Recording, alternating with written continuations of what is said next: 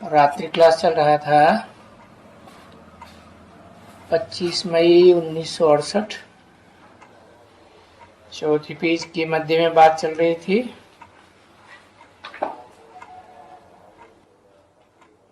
तुम बच्चों का लक्ष्य है मूल वतन में जाने का। मूल वतन में जाने से पहले तो सूक्ष्म वतन है ना।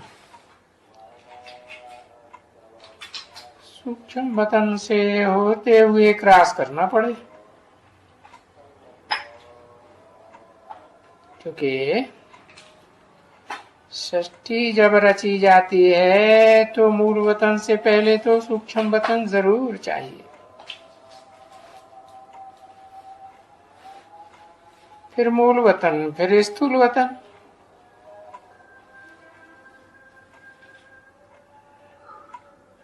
तो अभी तुम जागते जाते हो,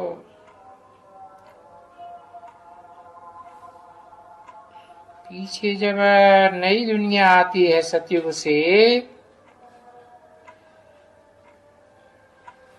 तो फिर मूल वतन से आते समय कोई सूक्ष्म वतन नहीं होता है।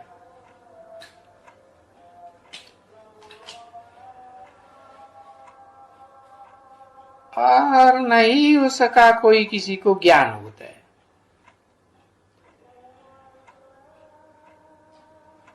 सूक्ष्म वतन का कोई भी ज्ञान नहीं,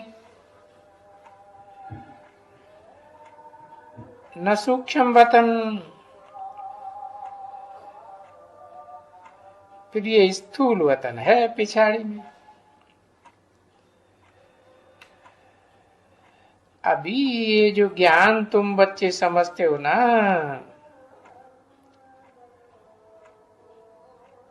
कि भाई सतयुग में क्या होता है, त्रेता में क्या होता है,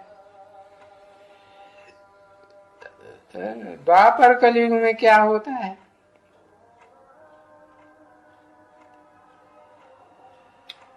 वो दुनिया वाले एक्यूरेट नहीं जानते।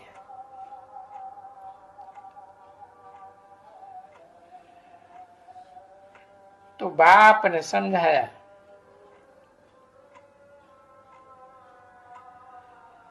कि सिर्फ तुम ब्राह्मण ही हो जो डायरेक्ट ब्रह्मा की औलाद बनते हो, और नॉलेज प्राप्त करते हो। तुम ही नॉलेज प्राप्त कर सकते हो।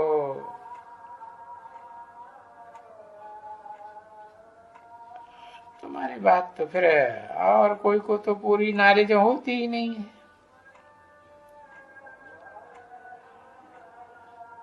जो देव आत्माएं हैं उनको तो दरकार ही नहीं है इस नॉलेज की। वो तो जैसे बुद्ध,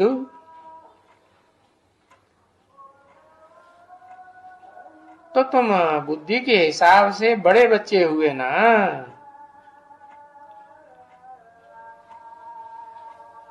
क्योंकि ये सारे विश्व की आदि मध्य अंत की नॉलेज है, या ड्रामा की नॉलेज है, या कहो झाड़ की नॉलेज है, सिर्फ तुम्हारे पास है।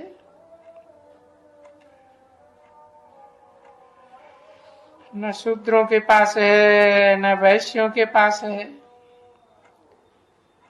और न वो देवताओं के पास है।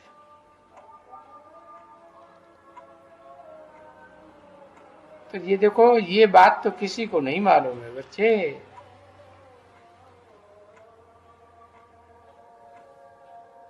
जो शूद्र वर्ण वाले हैं वो तो नॉलेज जानते ही नहीं है।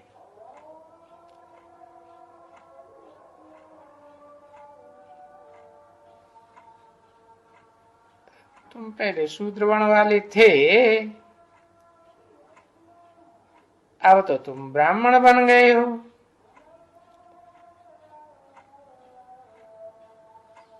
तो ब्रह्मा की औलाद ब्राह्मण वर्ण वाले हुए ना। और फिर हो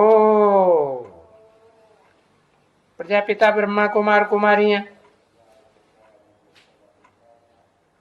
ऐसे नहीं कि सिर्फ माँ के बच्चे हो, नहीं, तुम तो माता पिता दोनों के बच्चे, तुम्हारा है ही प्रवृत्ति मार्ग।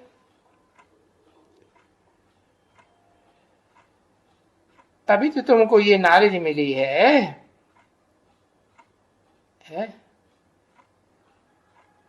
देखो शास्त्रों में भी तो लिखा हुआ है, अर्जुन गृहस्थी था तो गृहस्थियों को नॉलेज देते हैं। कोई भीष्म पितामह द्रोणाचार्य आदि को थोड़े ही देते हैं, है? तो जो नॉलेज तुमको देते हैं, इस नॉलेज से ये डीटी डायनेस्टी स्थापन हो रही है। डायनेस्टी का मतलब ये पीढ़ी दर पीढ़ी राजधानियां चलती है ना। तो बाप आकर के, देखो बाबा ने समझाया कि वो बाप बेहद का बाप है, बापों का बाप। वो आकर के ब्राह्मण धर्म, ब्राह्मण कुल,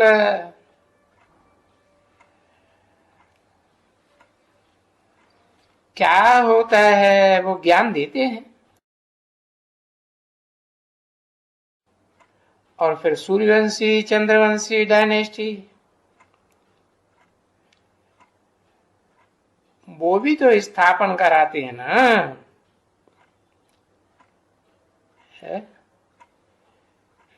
क्योंकि दो बेहद के बाप है ना,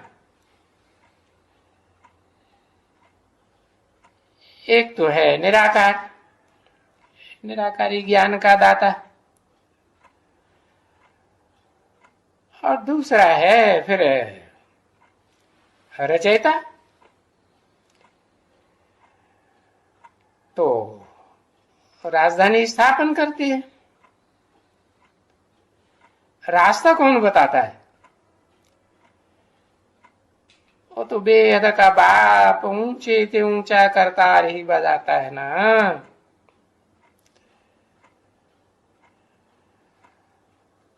तो देखो वो ब्राह्मण कुल स्थापन करते हैं, और वो ब्राह्मणों की कोई डायनेस्टी नहीं है, वो तो सेवाधारी हैं। कोई राजाओं का सिजरा थोड़ी चलता है। जो सिजरा चलता है वो सूर्यवंशियों का, चंद्रवंशियों का।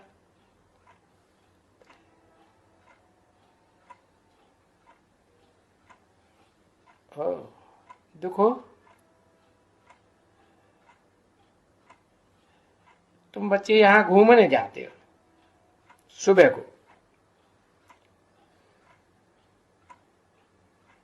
या कहां भी बुद्धि कोई काम पर जाती है,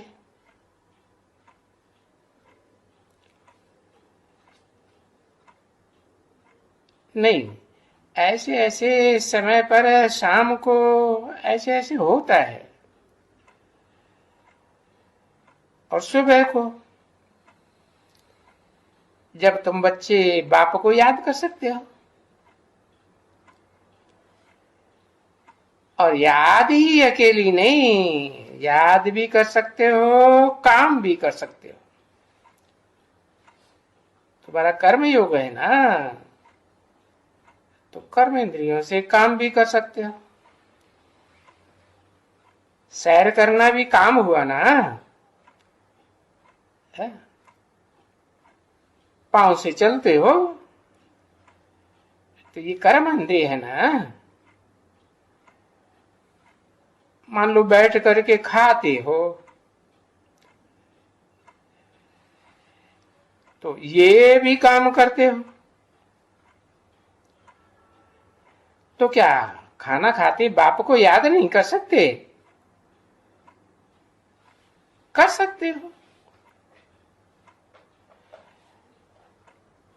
तो तुम कोई भी काम करते हो हाथ से, पांव से, है, तो तुम याद कर सकते हो। चलो, कर्म इंद्रियों को उसमें ही लगाते हो काम में। जैसे हम सिलाई करते हैं, कपड़ा धोते हैं, सिलाई करने वाले दर्जी को कपड़ा हाथ में रहता है और बुद्धि योग बाप की याद में रहता है। ऐसे थोड़े ही कि हाथ में कपड़ा है, मशीन है पांव में, तो बुद्धि से याद नहीं कर सकते। क्योंकि ये जो जन्म जन्मांतर का बुद्धि में कचरा है वो तो निकालना है ना आत्मा में से। तो आत्मा में देखो बुद्धि भी है, मन भी है, तो ये मेहनत है, कर्मेंद्रियों की भी मेहनत है, मन बुद्धि की भी मेहनत है। और मेहनत करते हैं, अच्छी मेहनत करते हैं तो उनकी माला रूपी संगठन में पिरोए जाते हैं। बहुत अच्छी मेहनत करते हैं, अच्छा पुरुषार्थ करते हैं तो छोटी माला में।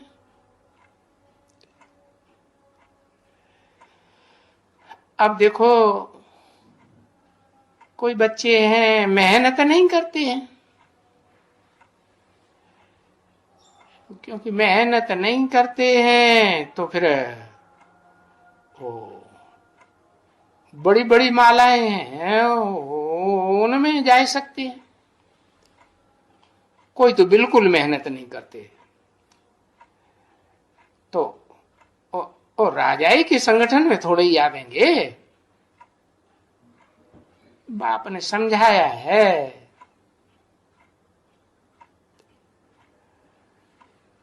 25 मई 1968 की रात्रि क्लास का 5वां पेज कि देखो एक राजा होता है और उसकी कितनी प्रजा होती है, और प्रजा भी नंबरवार एक जैसी नहीं, कोई फर्स्ट क्लास प्रजा, सेकंड क्लास प्रजा, थर्ड क्लास, फोर्थ क्लास प्रजा भी होती है,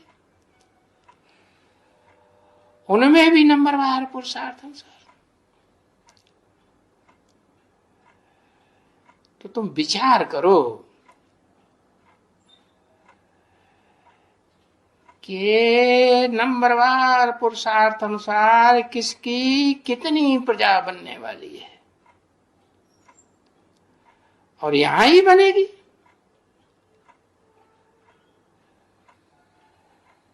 ऐसे तो नहीं कि तुम चुप करके बैठे रहेंगे, किसी को ज्ञान सुनाएंगे नहीं, तो कैसे होगा। तो जब देखेंगे है वो यहां आकर के ज्ञान सुनते हैं ना, तो देखेंगे कि ये बहुत पुरुषार्थ करते हैं। हम ये बनते हैं तो फिर औरों को भी बनाने का जोश आगे आएगा ना बच्चों को। तो देखो दुनिया में जो ज्ञान है वो तो हद की बातों का ज्ञान है, भौतिक ज्ञान कहा जाता है। और ये तो आत्मा का ज्ञान है ना, बेहद का ज्ञान है। वो हद का ज्ञान होता है एक जन्म का है, और ये आत्मा के अंदर तो आत्मा तो अनेक जन्म लेती है ना, तो अनेक जन्मों में आत्मा ने क्या क्या पार्ट बजाया है वो सारा बुद्धि में आना चाहिए। अभी तो बच्चे जानते हैं ये सारी बात ज्ञान की गहराइयां बताने वाला शिव बाबा अभी आया। पहले भी कलपुर में जब आया था तो क्या किया था? भारत को स्वर्ग, भारत स्वर्ग था ना। ये देखो, प्रूफ के लिए, प्रमाण के लिए ये देवताओं के चित्र आज भी देखने में आते हैं। मंदिरों में देवताओं की यादगार रखी हुई है ना, परंतु वो देवताएं अभी नहीं है। तो जब नहीं है, पत्थर की मूर्तियां बनी पड़ी हैं, तो जरूर पत्थर बुद्धि बने हैं। तो फिर जरूर बाबा को आना पड़े पत्थर बुद्धियों को पारस बुद्धि बनाने के लिए। तो वो आते हैं और आकर के फिर भी देखो, ये चैतन्य में देवी देवताओं का राज्य स्थापन करते हैं।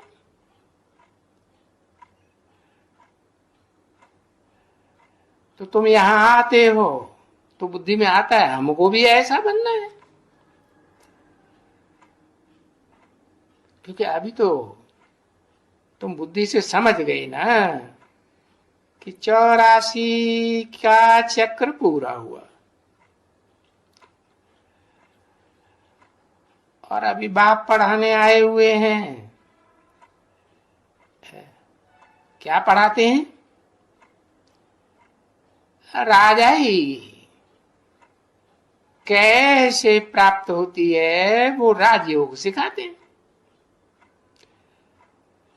बताते हैं कि हमको ये राजा बनना है, लक्ष्मी नारायण जैसा।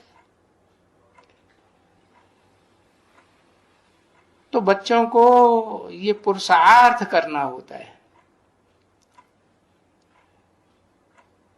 क्योंकि ये देवताएं देह अभिमानी तो नहीं थे ना, आत्मा अभिमानी थे। आत्मा को ही पुरुष कहा जाता है। शरीर रूपी पुरी में आराम से शयन करती है ना आत्मा देवताओं की।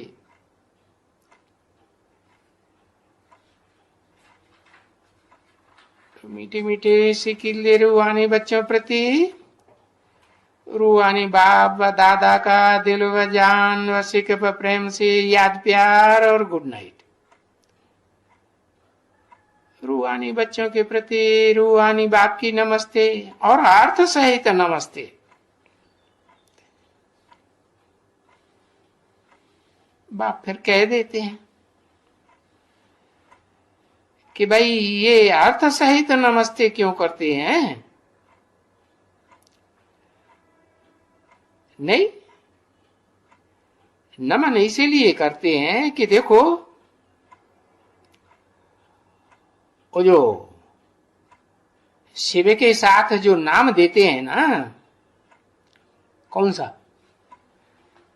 शिव शंकर भोलेनाथ कहते हैं ना, तो शिव शंकर क्यों कहते हैं? शंकर की तो मूर्ति दिखाते हैं और शिव का तो लिंग दिखाते हैं, निराकार की यादगार। तो वो निराकार आत्मा वो शरीर में प्रवेश करती है तो पत्थर बुद्धि भी चैतन्य बुद्धि बन जाते हैं। तो वो यादगार दिखाई है चित्रों में कि शंकर के सर के ऊपर किनको दिखाते हैं? गंगा को दिखाते हैं, अष्ट देवताओं को दिखाते हैं। तो देखो सर पे चढ़ाते हैं ना, तो ये अर्थ हुआ ना कि बच्चे ऊपर हुए और बाप ने बच्चों को सर पे चढ़ा लिया, तो ऊंचे बच्चे हुए ना, तो नमन करते हैं। क्यों ऐसे क्यों करते हैं? बच्चों से बहुत प्यार होता है बाप का, तो प्यार में आकर के सर पे चढ़ाई लेते हैं। बहुत प्यार है बच्चों को, तभी तो कहा जाता है ना, सिक सिक से मिलने वाले सिकील थे बच्चे। बहुत समय के बिछड़े हुए आत्माएं है, ये देखो पूरे कल्प का चक्कर खाए करके है, और ये इतने जन्म जन्म जन्मांतर दुख भोग भोग करके, तो बाप कहते हैं कि मैं निमित्त बना हुआ हूं। कौन से बाप कहते हैं? है? अरे दाढ़ी मूछ वाले बाप कहते हैं कि मैं निमित्त बना हुआ हूं। अरे निमित्त तो साकार को कहा जाता है? हाँ, वेद के तो दो ही बाप है ना, एक है आत्माओं का बाप सुप्रीम सोल, और दूसरा है मनुष्य सृष्टि का बाप। तो बाप कहते हैं कि मैं निमित्त बना हुआ हूं तुम बच्चों को फिर से सुखधाम का मालिक बनाने के लिए।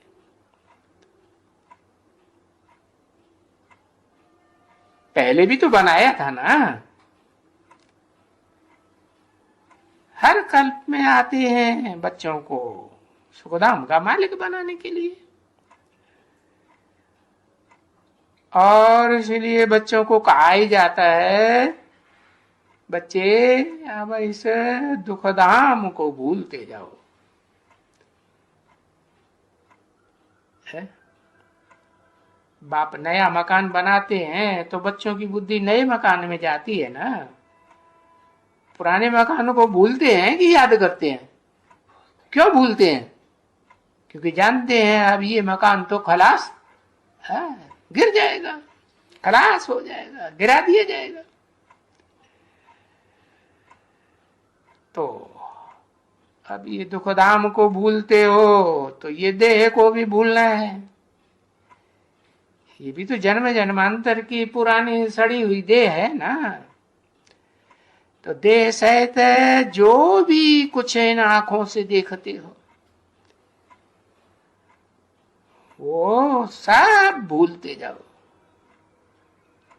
देखो शास्त्रों में भी तो लिखा हुआ है ना, तुलसीदास ने लिखा है, गो गोचर जहां लगी मन जाई, सो सब माया जानो भाई।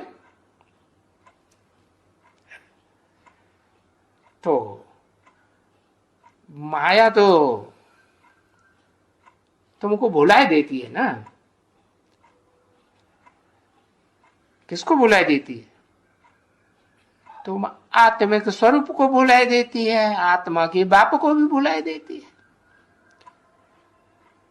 कि वो आत्माओं का बाप जो निराकार है वो कैसे पहचान में आएगा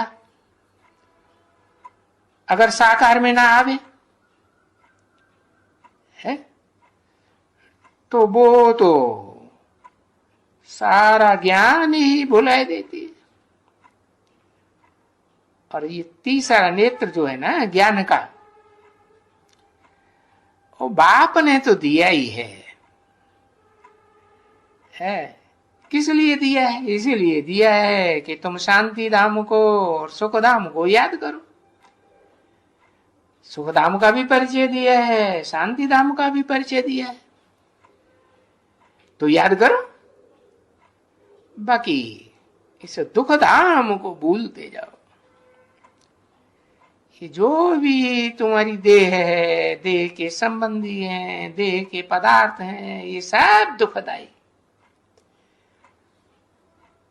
पदार्थ कैसे दुखदाई है? बच्चे तो समझते हैं दुनिया में ऐसे ही कि पदार्थों से तो हमें बहुत सुख मिलता है, कितना इकट्ठा करते रहते हैं। बाप कहते हैं ये सब पदार्थ दुखदाई हैं। सब तामसी, तत्व ही तामसी बने हुए हैं, तो पदार्थ भी तामसी। बाप कहते हैं अब सब भूलो, ये पदार्थों के साधन भूलते जाओ। बहुत अच्छा मिसाल करके बताते हैं, सहज सहज बताते हैं। जैसे छोटे बच्चे होते हैं ना, तो उनको सहज सहज बात समझाई जाती है। अच्छा, ओम शांति।